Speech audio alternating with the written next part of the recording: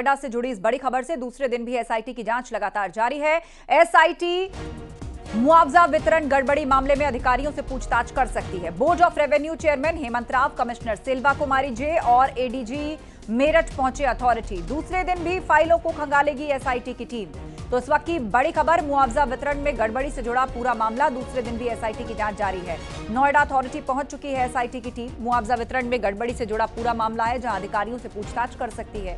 Board of revenue chairman Hemant Rao, commissioner Silva Kumari J और ADG Meerut पहुंचे authority.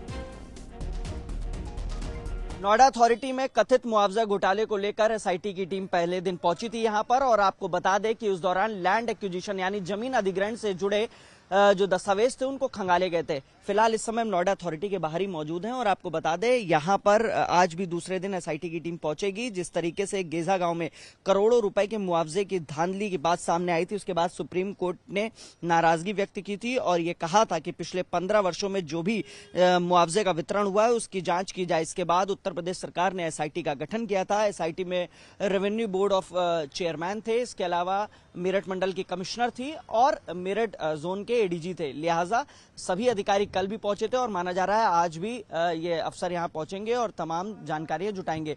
और इससे जुड़े जो अफसर हैं उनकी कहीं ना कहीं जो सांसें हैं वो थमी सी मालूम पड़ती हैं। लिहाजा अभी शुरुआती तौर में वित्त विभाग और जो लैंड एक्विजिशन है उससे जुड़ी फाइलों को खंगाला जा रहा है, क्योंकि पिछले जो 15 वर्षों में मुआवजा वितरण हुआ है उन तमाम चीजों को लेकर डिटेल जुटाई जा रही है। और ऐसा माना जा रहा है कि आने वाले वक्त में इससे जुड़े अधिकारियों की मुश्किलें बढ़ सकती हैं।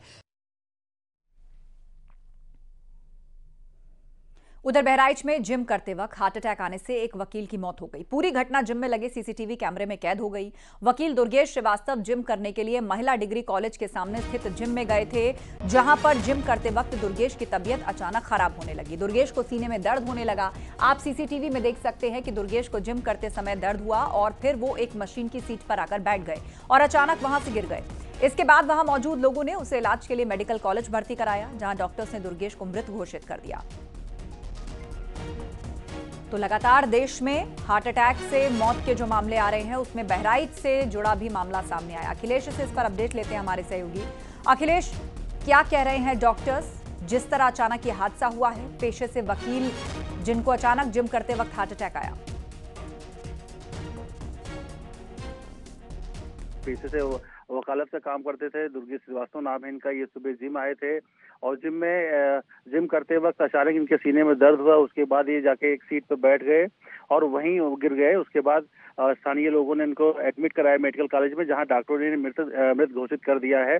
डॉक्टर ने जो इनकी मौत का कारण बताया वो हार्ट अटैक बताया है। तो लगातार कोरोना के बीमारी के बाद लगातार जो हादसे बढ़ रहे हैं, ये बहराइच से खबर है और दुखद खबर है। दुर्गेश श्रीवास्तव के घर में इनके 2 बच्चे हैं, एक 4 साल का बेटा है, 2 साल की बेटी है। इनकी मौत के बाद परिवार में मातम का माहौल है और परिजन दुखी हैं। के लिए शुक्रिया आपका। सीसीटीवी में कैद ये तस्वीर उस आखिरी वक्त की जब जिम करने के बाद अचानक गिरे, हार्ट अटैक आया और मौत हो गई। और खबर वाराणसी से, जहां हाउस टैक्स के बकायेदारों पर नगर निगम का एक्शन हुआ। टीम ने 3 सितारा होटल को सील कर दिया। 4 करोड़ बकाये राशि के लिए बड़े बड़े प्रतिष्ठानों पर कुर्की की शुरुआत की गई। सबसे पहले लहुरा बीर स्थित होटल को नगर निगम ने सील किया। तो 3 स्टार होटल को सील किया गया। 100 बड़े बकायेदार, जो हमारे 5 जोन हैं, 5 जोन के 20-20 बड़े बकायेदारों की सूची हम लोगों ने 2 दिन पहले समाचार पत्रों में प्रकाशित कराई है और उनसे अनुरोध किया है कि आप अपने जो गृहकर बकाया है आप अपना जमा कर दें, परंतु उनके द्वारा गृहकर जमा नहीं किया जा रहा है। इस संबंध में नगर आयुक्त महोदय साहब के निर्देश के क्रम में कुर्की की कार्रवाई शुरू हो गई है। और खबर प्रयागराज से, बाल सुधार गृह से रिहा अतीक के बच्चों को लेकर बड़ी खबर। अपने वादे पर खरी नहीं उतर रहे अतीक के बच्चे। स्कूल जाने के वादे पर वो रिहा हुए थे। एहजम और आबान 2 महीने बीत जाने के बाद भी स्कूल नहीं पहुंचे हैं। सुरक्षा कर्मियों को बताए बिना निकलते हैं घर से बाहर। हलफनामे में दिए वादे को पूरा नहीं कर रहे दोनों बच्चे। वादे पूरा नहीं करने पर पुलिस करेगी पूछताछ।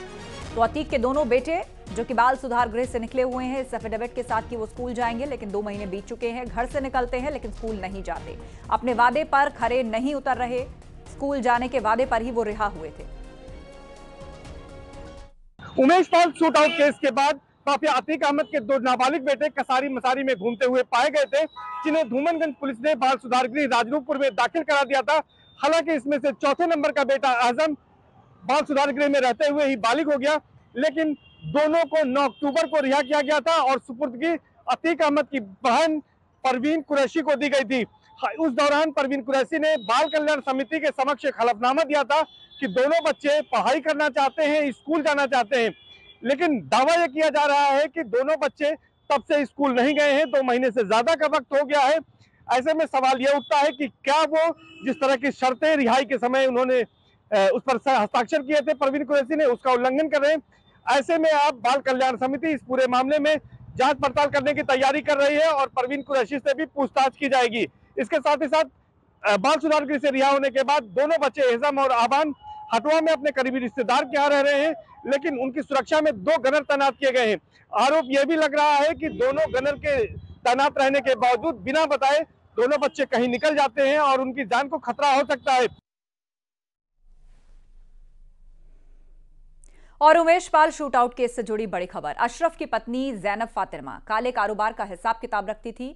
अकबरपुर स्थित मकान की कुर्की के दौरान पुलिस को उसके अहम सबूत मिले हैं।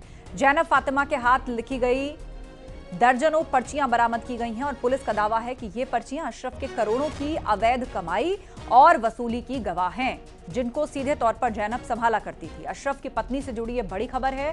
पुलिस को सबूत मिले हैं जैनब फातिमा के हाथों लिखी कुछ पर्चियां जो लेन देन से जुड़ी हुई हैं, काले कारोबार से जुड़ी हुई हैं। पुलिस इनको अहम सबूत के तौर पर मान रही है कि इस कारोबार से जुड़ी बहुत सी लेन देन जैनब फातिमा खुद किया करती थी।